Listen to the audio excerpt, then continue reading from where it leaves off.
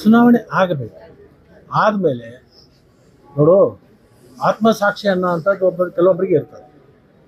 ನಾವೆಲ್ಲರೂ ಒಂದು ಮನೋಧೈರ್ಯದಿಂದ ನಮಗೆ ಮತ ಹಾಕ್ತಾರೆ, ನಮಗೆ ಆಶೀರ್ವಾದ ಮಾಡ್ತಾರೆ. ಯಾವ ಮನುಷ್ಯ ನಿಂತಾವು ಸೋಲ್ತೀನಿ ಅಂತ ಯಾರು ಹೇಳೋಕ್ಕಾಗಲ್ಲ. ಸೋಲೋದು ಗೊತ್ತಿದ್ರು ಸಹಿತ ನಾ ಗೆದ್ದೇ ಗೆಲ್ತೀನಿ ಅಂತ ಹೇಳಬೇಕಾಗುತ್ತದೆ, ಬೇರೆಯವರಿಗೆ ಅದು ಸ್ಫೂರ್ತಿ ಇರಲಿ ಅಂತ. ಇದಕ್ಕೆಲ್ಲಕ್ಕೂ ಇತಿಶ್ರೀ ನಾಮಪತ್ರ ವಾಪಸ್ ತೆಗೆದ ಮೇಲೆ ಒಂದು ಹಂತ, ಆಮೇಲೆ ಚುನಾವಣೆ ಆದ್ಮೇಲೆ ಇನ್ನೊಂದು ಹಂತ.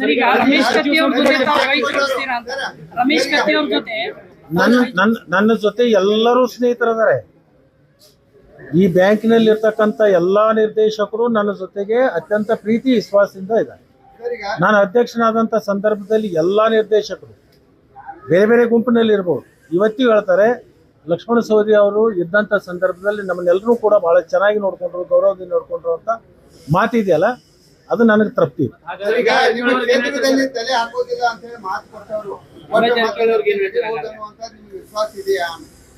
ನಾನು ಈಗಾಗಲೇ ಹೇಳ್ಬಿಟ್ಟಿನಿ, ಪದೇ ಪದೇ ಅದನ್ನು ಕೆದರ್ತೆ. ನಾಮಪತ್ರ ವಾಪಸ್ ತಗೊಂಡ್ಮೇಲೆ ಸತ್ಯ ಅಸತ್ಯ ಅನ್ನುವಂಥದ್ದು ನಿಮ್ಮ ಮುಂದೆ ಬರುತ್ತೆ. ನಾನು ಕೇಳೋದು ಅವಶ್ಯಕತೆ ಇಲ್ಲ.